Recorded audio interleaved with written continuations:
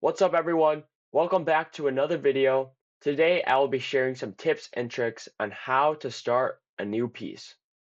My first tip is to go as slow as you can off the rip. When you go slow, you can better understand the song, you can better understand the notes, the chords, the themes, the progressions, all this. And it helps you a lot in the long term to be able to memorize and understand what the song is trying to get the audience to feel and how it wants you to play the song properly. One way that I love to start practicing new pieces is first of all going slow, but then also practicing with both my hands separately.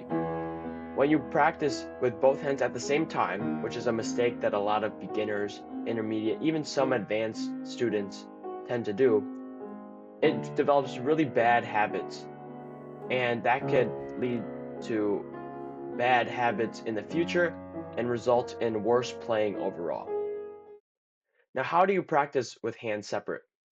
It's very intuitive, really, but one thing that I like to do extra is to put the hand that's not playing any notes on the piano because that has helped me a lot to go from playing hands separately to playing with both hands. Another reason that you should go slow off the rip is because tension kills a lot of pianists as they get faster. If you go slow, you can better understand how certain positions impacts your body, how it can make you feel. So let's say if you were to play slow, you can kind of see how your body responds to certain positions, and you can see how you can adjust to reduce tension in your shoulders, your arms, your hands, anything. Speaking of tension, the second tip that I would like to give is to work on relaxation from the start. If you guys have been following along, I've been on a journey to learn Chopin's Fantasy Impromptu. And over the course of the last month, I've discovered a lot of ways to help me reduce tension overall. The first tip that I would like to give is to look at your chair height. If your chair is too low, your shoulders will be raised, which will obviously cause a lot of tension in your shoulder area. Inversely, if your chair is too high, that will cause your shoulders to have to droop down way lower than it should to play the piano. And that will also cause a lot of tension.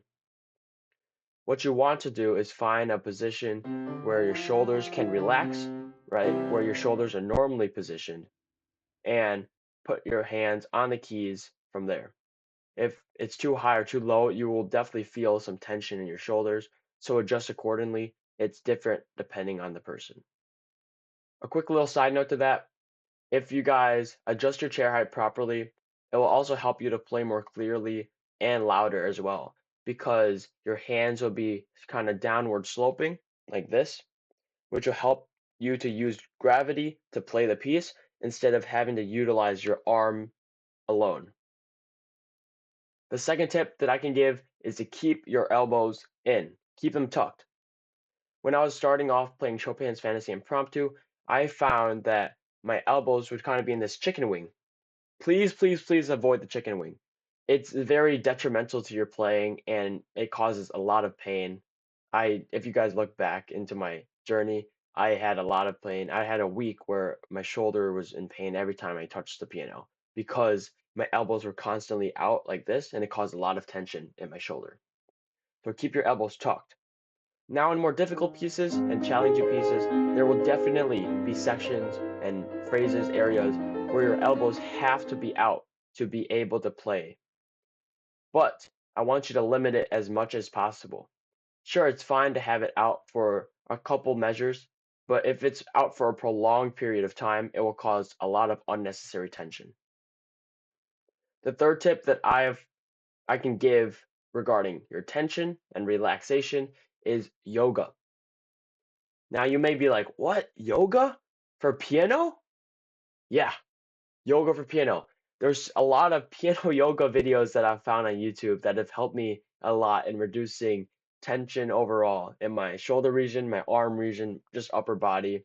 Help me to relax at the piano and really feel comfortable sitting at the bench. If you go onto YouTube, you will find a lot of just normal yoga videos, piano yoga videos. I will leave a link down in the description or the comment section about a piano yoga video that I found to be really, really helpful so that you guys can give it a try. And my last tip that I can give about reducing tension is to warm up. Every single time before you touch the piano, warm up. Just like in sports or like any other workout exercise related field, you have to warm up to get your body ready for the activity and to reduce the chance of injury. And those same principles apply to piano as well. You have to prepare your upper body, your even your legs, your core to be active when you play. And if you don't warm up, it can lead to a lot of stress in your fingers and your hands and a lot of pain overall. Now, personally, what I like to do to warm up is I pick out some exercises or techniques that I want to work on in my hand-on exercise book. I'll also leave a link in the description. The hand-on book is a great book full of warm-ups and techniques that are crucial for pianists to learn. And I utilize those techniques to warm up my body, warm up my hands, my fingers to get used to playing before I actually get into my practice. A quick tip about warming up. One technique that I found very, very useful is called the Swan, where basically you put your hand and arm into a swan-like position, like this. It helps you to relax your wrist, and then you drop it onto the keys and bounce up back into the swan position. I found this really helpful in helping me to kind of understand how I can relax my wrist, and it helped me feel out where I am today in terms of flexibility and comfort, so I can gauge how much I have to warm up and how little I have to warm up. Finally, and I think that this is one of the most important tips when you're starting a new song, but make sure that you are having fun. Fun is so important because I'm assuming that none of you guys are playing for a job or a career. And if you aren't, then there's no reason to rush through the song. There's no reason to put in 5, 6, 7 hours a day into practicing the piano. I mean, obviously, if you want to, you can. But I've seen a lot of comments in my videos recently about people being annoyed that they can't get a certain phrase or passage.